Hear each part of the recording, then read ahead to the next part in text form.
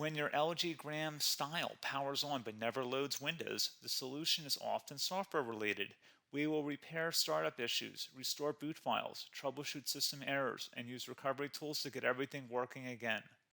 A lot of errors pertain to this problem, and we're going to go ahead and jump into what should hopefully be a pretty straightforward process, guys. And we're going to go ahead and jump right into it. First thing I'd recommend doing would be to actually go ahead and boot to the troubleshooting utility on Windows 11.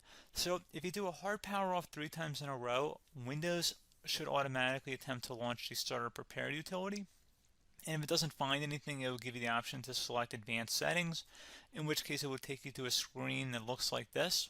Now, if it does not take you to a screen that looks like this, or you're unable to get to that, you can also download the Windows 10 Media Creation Utility, or Windows 11. They probably will make a creation utility for Windows 11 at some point. And it doesn't really matter, you can actually run the Windows 10 utility on Windows 11 as far as I'm aware. And you should be able to run the troubleshooting utilities built in within it. So you just would go ahead and download it to an ISO file and then burn it to a DVD or USB. It'd have to be about 4 gigabytes or more. It couldn't be a small USB flash drive, and it couldn't be a CD. It'd have to be a DVD. And then you'd boot your computer from it. So depending on the computer manufacturer, you'd have to tap a different key on your keyboard in order to launch that menu, in order to select what boot drive you want to go off of. So it could be anything between the escape key, F2, F8, F12, for example. And those are the function keys on the top of your keyboard. So you may have to just do a little bit of trial and error. Shouldn't take you more than a couple minutes. Googling it would probably be best before you even begin. But anyway, we're ready to go ahead and jump right into it.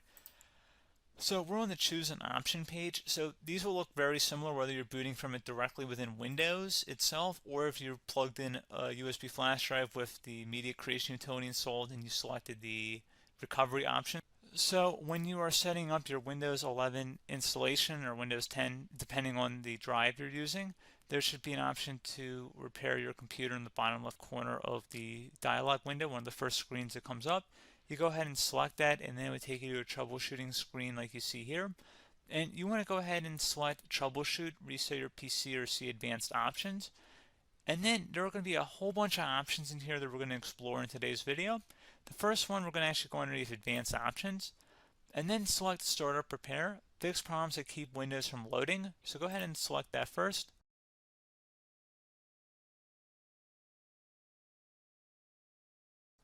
Okay, so you can see it could not repair our PC. That was our first option we could try. Something else, if we go back into advanced options here, and then select troubleshoot, we're going to go underneath advanced options again. You can go ahead and actually access safe mode by selecting startup settings. And then if you select the restart button, you have the option on the screen, select safe mode with networking, which will give you a key on the screen. It'll tell you which key to press to enter that. I believe it's the F7 key. It'll do that for you.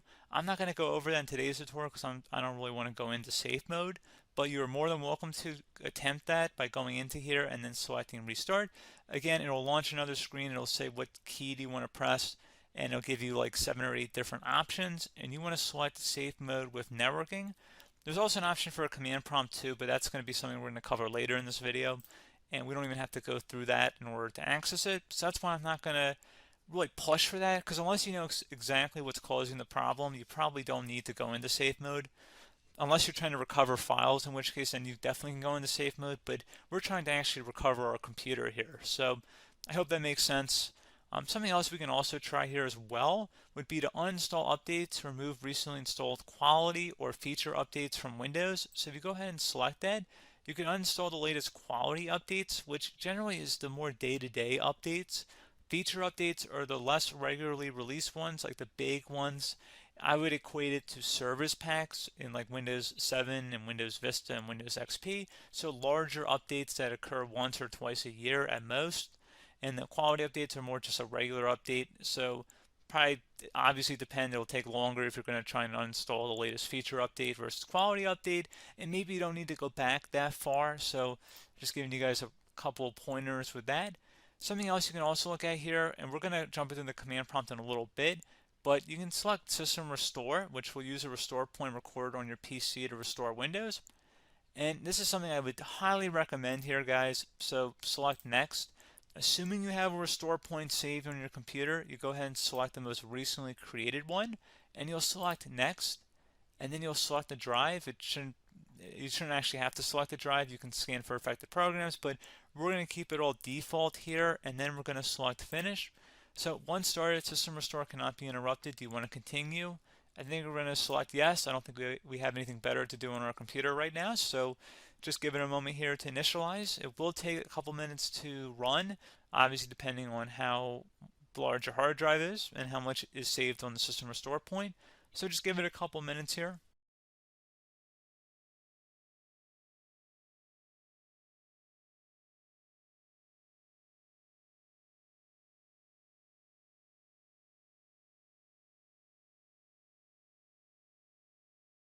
System has been restored successfully. We're going to go over a couple different methods in addition to that if that did not work. So I'm just going to pause the video and we're going to start back on the recovery screen that we started with. Okay, so a couple other things we can try here too. If you go back into Troubleshoot, you can select Reset Your PC, while you choose to keep or remove your personal files and then reinstalls Windows. You can select to keep my files, which will remove apps and settings but keeps your personal files. You can also select Remove Everything, which will remove all of your personal files, apps, and settings. So this is more of a factory reset, the second option here. First option, it should not delete all of your personal files. However, it will pretty much clear most of your programs, and keep in mind, there's no guarantee that your information, number one, is even still available and easily recoverable on your computer to the point that you actually would be able to recover anything. And the second point is that there's always a chance that it won't actually recover and it will just do a factory reset anyway. So there's no guarantee that actually would keep your files anyway. So I would recommend trying to get a recovery tool and backing that up first before selecting it anyway. But again, those are a couple of different options. And then something else you can try here, if you go back to the choose an option. Another option, if you go underneath choose an option and select troubleshoot, advanced options, and now select where it says command prompt. Okay, so the first thing we should do is type our main hard drive here. In most cases, it should be the C drive. So you just do a C colon and then hit enter on your keyboard. So once you're underneath the C drive, we're going to type in dir and then hit enter on your keyboard. It should have program files, users, and Windows all in there. That's how you know you're in the right directory.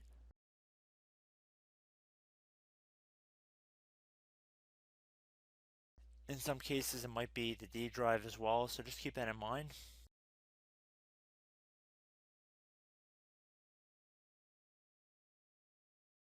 Next thing we're going to do is type in cd space / Windows / system 32 / config, and then you're going to hit enter on your keyboard.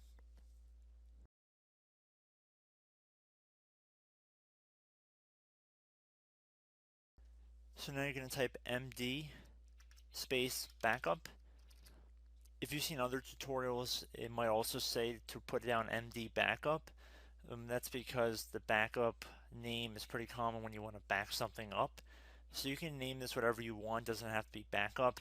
So if you've already made a backup folder in the past, you could do backup 1, for example.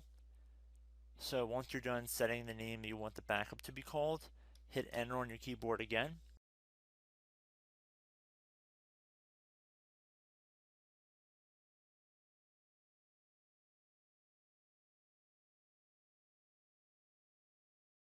At this point you want to type copy, C-O-P-Y, space, then you want to do the star symbol above the 8 key, then do a period or a dot, whatever you want to call it, then another star sign, and then another space, and then type backup, and then hit enter on your keyboard.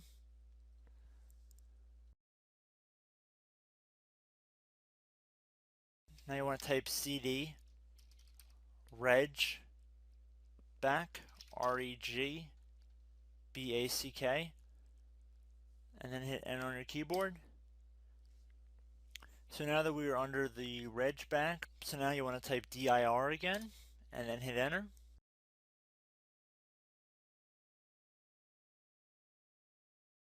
So now at this point we're going to type copy again. So copy, space, star sign, dot, another star sign, space, and then 2 dots. So we're going to type copy, space, star sign, dot, sign, star sign, dot, dot, and then hit enter on your keyboard again. So for overwrite, you want to overwrite all. So type A on your keyboard, so capital A, and then hit enter on your keyboard.